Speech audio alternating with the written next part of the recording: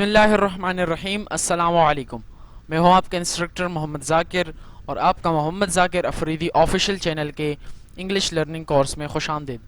आज का हमारा लेसन नंबर 16 जो कि answers of future simple questions के हवाले से है। आज के इस लेसन में हम फ्यूचर सिंपल के क्वेश्चंस के आंसर्स किस तरह बनाए जाते हैं, उनको किस तरह प्रेजेंट किया जाता है, उसके हवाले से पढ़ेंगे। तो शुरू करते हैं अपनी आज की क्लास। सबसे पहले हम जानते हैं कन्फर्मेटिव क्वेश्चंस के हवाले से कि फ्यूचर सिंपल के जो कन्फर्मेटिव क्वेश्चंस होते हैं उनके आंसर्स किस तरह बनाए जाते हैं और उनके आंसर्स किस तरह दिए जाते हैं। तो जो हमारा कन्फर्मेटिव का सबसे पहला क्वेश्चन है वो है will you go to school. Will you go to school, इसका मतलब है क्या आप स्कूल जाओगे, क्या आप स्कूल जाओगे। अगर आपने हाँ में जवाब देना है कि हाँ मैं स्कूल जाऊंगा, तो उसका जो जवाब देंगे हम सबसे पहले हमने यस लगा देना है। यस लगाने के बाद आपने आगे सब्जेक्ट लगाना है और सब्जेक्ट लगाने के बाद आपने आखिर में विल लगा देना है। अगर आपने हाँ में जवाब देना है तो सब्जेक्ट लगाना यस लगाना है, सब्जेक्ट लगाना है और आपने आखिर में विल लगा देना है। जैसा कि yes I will, yes I will, तो ये इसका आंसर हो गया। उसके बाद हमारे पास है अगर ना में जवाब देना है तो आपने क्या करना है कि आपने सबसे पहले नो लगा देना है, सब्जेक्ट लगाना है, विल लगा के नॉट लगा देना है, तो वो आपका नेगेटिव में बन जाएगा। अब सवाल यहाँ है will you go to school, क्या आप स्कूल जाओगे, तो इसका जो आंसर बनेगा वो बनेगा यस आई विल, हाँ मैं जाऊंगा। ठीक है। उसके बाद हमारे पास जो दूसरा क्वेश्चन है वो है will he attend parties. Will he attend parties, क्या वो पार्टीज में शिरकत करेगा। अगर करेगा तो यस ही विल और अगर नहीं तो नो ही विल नॉट। उसके बाद हमारे पास जो अगला क्वेश्चन है वो है विल दे यूज मोबाइल।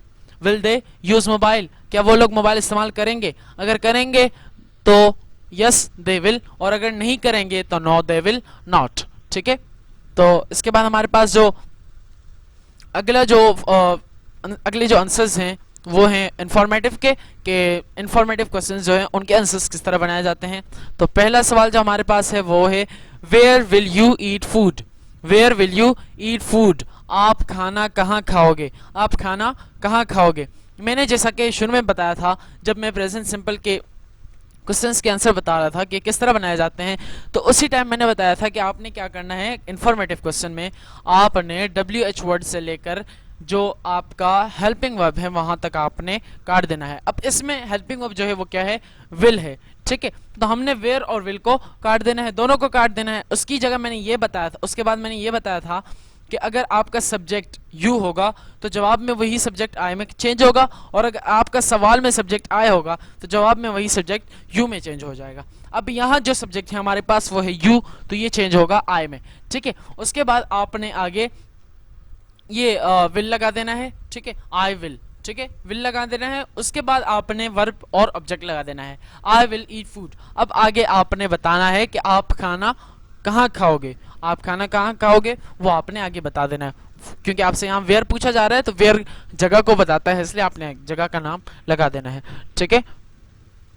तो यहाँ पे जो आंसर दिया गया है, आंसर है I will eat food in restaurant. I will eat food in restaurant. अब इसमें वेयर और विल को काट दिया, यू की जगह आई लगाया, आई के बाद आपने हेल्पिंग वर्ब लगाया विल, उसके बाद आपने वर्ब और ऑब्जेक्ट भी लगा दिया और लास्ट में आपने जगह का नाम बता दिया कि किस जगह आप खाना खाओगे।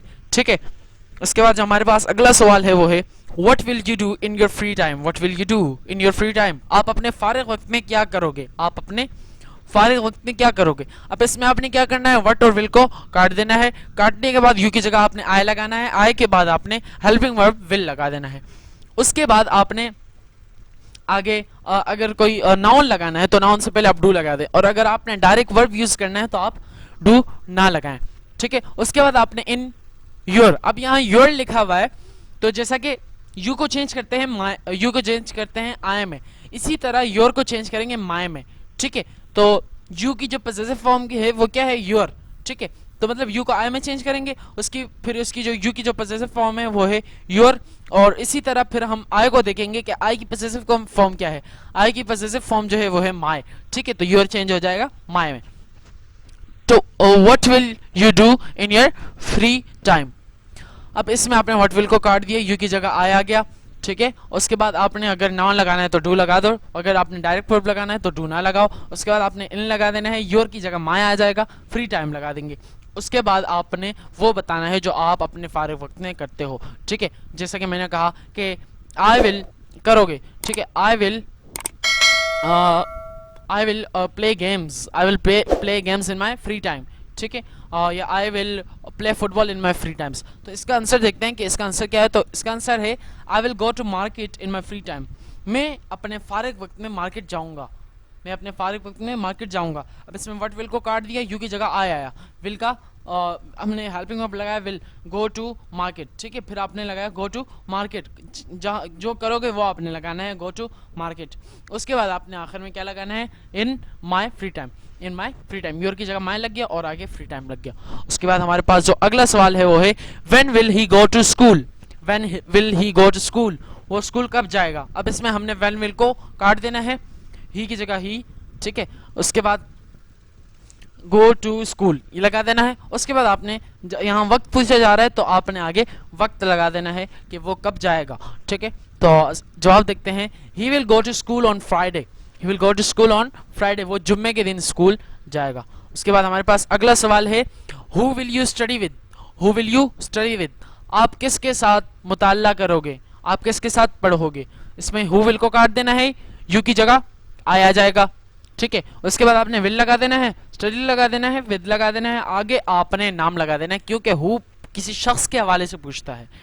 तो आपने आंसर किस तरह देना है, आंसर आएगा I will study with Ali, मैं अली के साथ पढ़ूंगा, मैं अली के साथ पढ़ूंगा। उसके बाद हमारे पास अगला क्वेश्चन है why will you go to coaching, आप कोचिंग क्यों जाओगे। इसमें वाई विल को काट देना है, यू की जगह आ जाएगा, गो टू कोचिंग आगे लगा देना है। उसके बाद आपने बिकॉज लगाना है, बिकॉज लगाने के बाद आपने रीजन लगाना है कि आप क्यों वो काम करोगे, आप क्यों वो काम करोगे, आपने वो आगे रीजन लगा देना है बिकॉज के बाद। तो इसका आंसर क्या है, आंसर है I will go to coaching because I want to learn English, ठीक है, I will go to coaching because I want to learn English, ठीक है। इसमें आप why will को काट दिया, you की जगह आया। उसके बाद आपने helping verb लगाया will, ठीक है, go to coaching लगाया। उसके बाद आपने because लगाया conjunction। उसके बाद आपने आगे रीजन बताई कि क्यों कोचिंग जाऊंगा मैं। तो आगे आपने रीजन क्या बताई कि I want to learn English, मुझे इंग्लिश सीखनी है इसलिए मैं कोचिंग जाऊंगा। इसके बाद हमारे पास आखिरी जो सवाल है वो है how will you get first position, how will you get first position, आप फर्स्ट पोजीशन किस तरह हासिल करोगे। तो इसमें आपने हाउ विल को काट देना है, यू की जगह आई, गेट का गेट, फर्स्ट पोजीशन लगा देना है। उसके बाद आगे आपने बताना है कि किस तरह से आप फर्स्ट पोजीशन हासिल करोगे। तो इसका आंसर जो है वो है I will get first position by memorising my lessons, ठीक है, I will get first position by memorising my lessons. इसमें हाउ विल को काट दिया हमने, यू की जगह आया, आई के बाद हमने हेल्पिंग वर्ब लगाया विल, उसके बाद गेट लगाया, first position by memorising my lessons, मैं अपने असबाक को याद करने के जरिए फर्स्ट पोजीशन हासिल करूंगा, ठीक है। तो आज की इस क्लास में हमने आंसर्स ऑफ फ्यूचर सिंपल के हवाले से सीखा और उम्मीद है कि आज का ये लेसन आपको मुकम्मल तौर पर समझ आया होगा। और अगर आपको समझ ना आया हो तो आप कमेंट में पूछ सकते हैं। और मिलते हैं अगली क्लास में, तब तक के लिए इजाज़त दीजिएगा। अल्लाह हाफिज़।